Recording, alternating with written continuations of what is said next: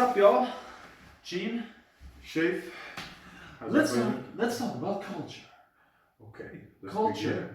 I don't care how you're feeling. Let's talk about culture. Well, wait a second now. I don't care about your feelings. Well, I don't care about yours. Then we're on a level playing field. Touche. Let's do this. Okay, culture.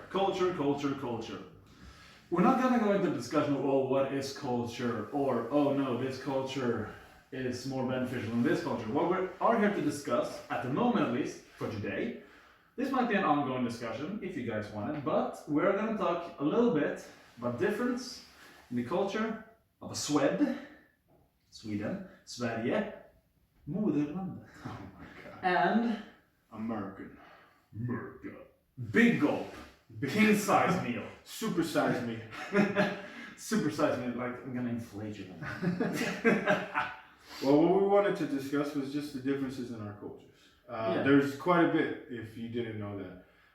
I recently moved here almost 3 years ago now. Yeah. So I'm not a Swede yet. God willing, one day I will be. He's working on his Swedish. He's getting better. He can almost say Göteborg. Oh my goodness. Almost. Oh my goodness. He's getting there. Göteborg. What's up? And pretty much we just wanted to discuss the differences in the lifestyles from America and Sweden. Now, Chin over here, he has been to America. Lucky him, I know. You want to go ahead and tell us where you were and how you felt about it? Was in Chicago. For this is not part of the culture discussion. I was there for my sister's graduation. She went to a community college in Chicago, graduated. Congrats. I was there for 8 days. It was a lot to take in. I didn't really appreciate everything that was there until like 3-4 weeks after I got home to Sweden again. I mean, it was a lot to process. But come on, I live in Sweden. We have 9 million people that live here almost. I think it's 10 million. Is it 10 million now? Holy shit. 10 million. And you go to Chicago, that's officially 12 million. Yeah. According to some Uber drivers, it's 25 million. So, a lot of people. Yes. Exactly. And there were a few things. Basically, almost everything on like first glance, on the surface looks basically the same. Mm-hmm. But the more you watch people, when you eat at restaurants, when you go to stores, there's tiny differences in behavior and food that actually changes the whole perspective of the culture. Well, I think one of the bigger differences that I've noticed, it kind of goes with that. I think in the US, we do everything more fast-paced, right? When we eat food, we always have this schedule that we're trying to keep in our minds in the US, and we're always in a rush, I want to say, for everything. And that's something that when I came here to Sweden, you know, I would find myself constantly worrying about getting somewhere on time, even though there wasn't a time limit for it or anything like that, or it didn't start at a certain time. I just wanted to be there at a certain time. As far as the food goes, I have to say, I miss American food, man. I miss American food. So do I. That's the thing with American food. American food, it's basically the same. Mm-hmm. The foundation is all the same. Okay. We're two different cultures, but we're still like two Western cultures. Yeah. There's no getting away from that. But everything just tastes more. Everything is more. Yeah. In a weird way. We definitely have, I want to say, bigger portions. Yeah. But I miss the food in the US, but I actually would prefer, I don't want to say the food here, but I would prefer the way it's presented and the portion size here for sure. I'm actually going to be traveling back to the States in a couple of weeks or a couple of months here. And I'm not really looking forward to that much food. I'm really not. There were two things with food in the US that really stuck in my mind. Okay. Deep dish. Yes. And the Cheesecake Factory. Oh my God, just cheesecake in general, man. I mean, cheesecake here in Sweden, we take some crackers, make a nice foundation, and it's about this. About like 3-4 centimeters, 1.5 inches for all those non-metric peasants out there. What is it called? It's called ostkakor or osttorta, right? It's like, it's No. not actual cheesecake, it's like an actual cheese pie. No, What is that? it's actually called cheesecake here in Sweden too. Ostpie is amazing, by the way. Ostpie. I love it. I love it. Västerbotten ostpie. Yes, exactly, yes. Yeah, that would be considered a cheese pie, but it's made from actual cheese, not the cream cheese and all that stuff. You have a cheesecake. But when I went to the Cheesecake Factory, I mean, it shouldn't be possible to, in a slice of cake or cheesecake, to have almost 2,000 calories. That's like a block of butter. That's how we roll, man. That's how we roll in the US. Yeah, and if you continue eating like that, you're gonna roll even more. We already do. We Yeah. already do. I want to say something about Swedish desserts here with particularly kladdkaka. Yeah. In America, we have a lot of good desserts, but I ain't never tasted nothing like kladdkaka. That is amazing. Okay, it was one of the things I fell in love with when I first came here. But what is, because I don't know how kladdkaka is in the rest of the world, but what would be like the closest American equivalent? Would it be like mud pie? No, I would say it'd be like making a brownie that's a little bit underbaked. Underbaked brownie. So it's like gooey in the middle, right? Yeah. I would say that. And if you guys like the way that sounds, you should go ahead and look up kladdkaka. Yeah. Right. Just Google kladdkaka. Kladdkaka. Yeah. Kladdkaka. We can spell. We are adults. Yes. We know how to spell. Took 2 men to do that. 2 men to spell one word in Swedish, but we got there in the end. Yeah. Yeah, boy. One of the lifestyles, things that I appreciate in Sweden, they call it semester. Basically, it's vacation. Okay. And it's a lot, I would say it's a lot, you get a lot more of it here. Let's just leave it at, like, put it that way.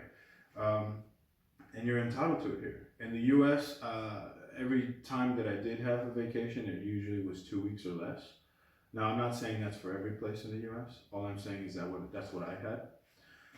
In Sweden, though, you start off with 4 weeks, okay?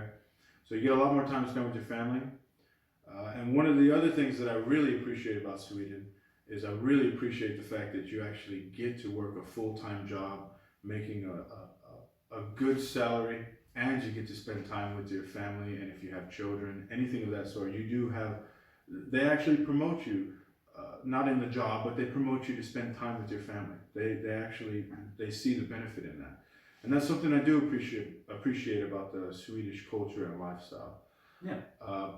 One of the things I can say about the American lifestyle, and I'm definitely, I still beholden to it, we work and we work and we work and we work and we don't stop working. And I'm not saying that's good or bad, because I love it. I love it in my opinion. But sometimes it's nice just to have a little bit of a break once in a while. Yeah. And in Sweden, I think you guys are a little bit more relaxed about it. Yeah, definitely. It's like, as he said, we're entitled to 4 weeks vacation during the summer between the end of May and the end of August. Yeah. We actually, like, companies are actually required. It doesn't have to be paid vacation, but you're still, if you want to take 4 weeks on a paid vacation, they can't stop you. Yeah. They're like, okay. And Exactly. the beauty is you still have your job at the end of the vacation. Yeah. Which is, as I know, not necessarily the case in the US. No, it's not. However, in the US, there is other benefits. In Sweden, everything that he just said is absolutely 100% true. In the US, we don't have those benefits for the most part, but there is more of an opportunity to earn what you feel you're worth. Yeah. In Sweden, the opportunities, I don't want to say they're limited. Well, with that being said, I definitely know there's not as many. And that's not a bad thing.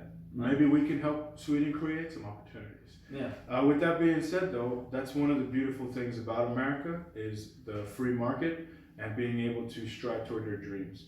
They have that here in Sweden, but it's definitely not practiced in the same way. It's very, very much more limited. Yeah.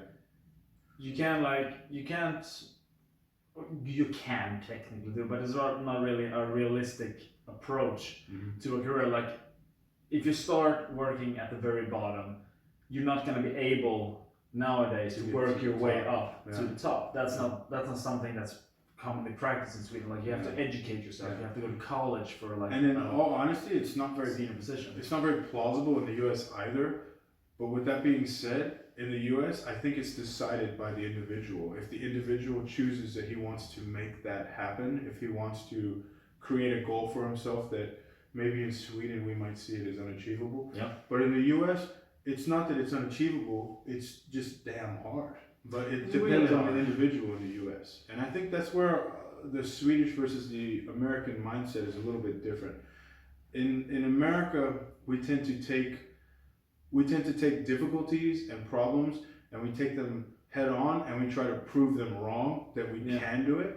And in Sweden, there's a thing here called lagom. And as an American, I have to say, I absolutely hate it. I absolutely hate it, man. We should also explain a bit about just the word lagom. I'm very good at English. My vocabulary there's nothing, in the Anglo-Saxon language is not extremely limited. I have a fairly big vocabulary. Debatable. Shut up. But it's like, I think that the most correct translation would be just enough. I think that's pretty spot on. Just enough. Yeah.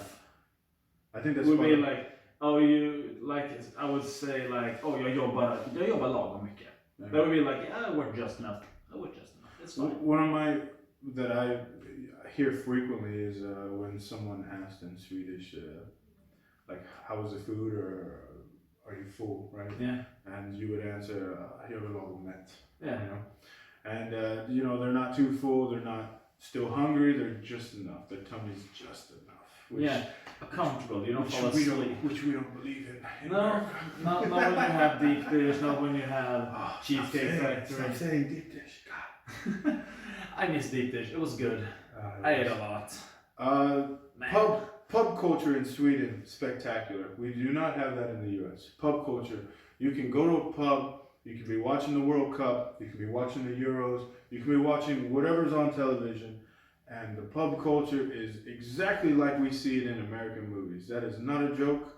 That is the truth. And it is amazing. It is amazing. Another thing, they have a thing here, a certain time of the season, I believe it's in the fall, they have crawfish parties, okay? Yeah, that would be in the end of August. End of August. Amazing. I'm not a big fan of crawfish, but I am a big fan of drinking. And they have something called schnapps here. Schnapps inte så bra. But with that being said, if you do enough of them, then they're pretty good. All right. You get to sing, you get to dance, you get to do fun little quizzes. Yeah. My first crawfish party, all the Swedes were calling me King Chris from America. I think that went to my head a little bit too much, but. I mean, you can see the crowd during, like under the World Series cap. You can see like the points are starting to protrude from his head. Another thing, the sports culture here, it's completely different. I'm not saying as a fanatic or anything it's different, because they definitely have fanatics here in sports as well. But the types of sports, mainly hockey and football, or in the US, soccer, which is pretty lame. It's football, guys. Yeah. So hockey, football, bandy, a different multitude of sports. They have a sport called handball. I didn't know what handball was until I moved here. You don't have it in the US? I've never seen that type. In the US, most of the Americans who will watch this know what we call handball, with the little blue ball. You hit it against the wall with your hand. That's what we call handball. In Sweden, handball is basically, it's basically like the size of a hockey rink with a ball yay big, and you're running up and down the court and you're trying to throw this ball past a goalie. It's a weird mixture between football and basketball. Yeah. It's very weird. But it's but it does, like in basketball, like it's a foul is just like that's foul. True. It's like this. Yeah, that's a foul. 2 free throws. Yeah. In the handball, that shit gets rough. Yeah. I mean, they're going hard. Ooh, rugby. Rugby's another one. Rugby, we have that in the US, but we don't have it to the multitude that you guys do. Rugby's a tough sport, guys. I know we have American football, but we can all say it. Let's just not pretend. American football is not what it used to be, all right? Rugby is American football, but for men. Yeah, well, I hate to agree with him, but that's the truth. Yeah. Tom Brady, I love you, man.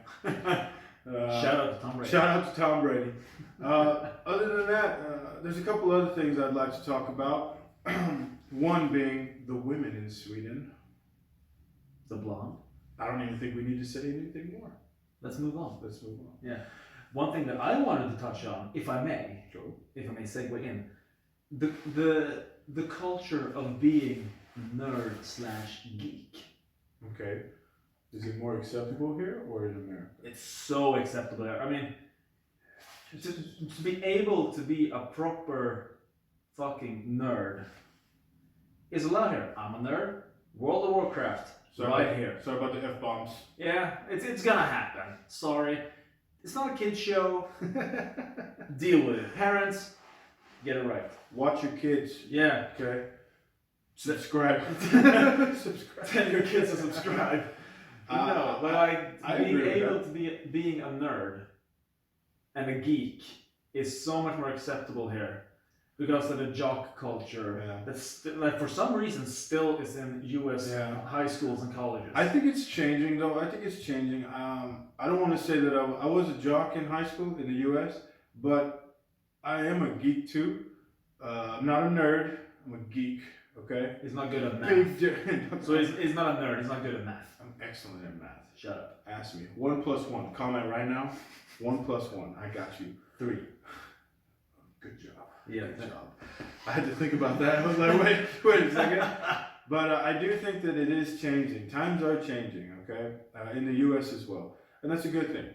Change isn't always a good thing, but I think that for this it is. All right? Yeah. Jock, I was an extreme jock. I played sports. I'm excellent at sports. I still am. I'm still a goat, in my opinion. Comment if you think I'm a goat. You don't even know what that is, do you? No, I know it's an animal. Oh my God. A GOAT stands for greatest of all time. Yeah, boy. Goat sitting next to you. How do you feel about that? Nah. Well, you know what? I'm going to go ahead and leave it up to you guys. This is probably going to be the first time we tackle the lifestyle differences and the culture differences. Go ahead and leave a comment. Let us know what you think, what you want us to talk about as far as the different cultures, especially if you're from Sweden and you've visited the U.S. or you've lived there or went to school, or vice versa. If you're U.S. If you were born in the blanket of freedom, and then here, what do you think? Huh? Do you think that we have a better approach on life? The culture here is more positive to a human being to live in, or do you think that the U.S. is better? Yeah. So go ahead. Let us know what you think. Yeah, leave a comment. Let's start a dialogue, start a discussion. Let's be respectful to each other. All right. Subscribe, like, tell your friends, tell your family, tell your dog, tell your dog's friends, your lover, side bitch, anybody. Exactly. All right, we're the GeekBros, and we'll be coming at you soon with another video. Take care.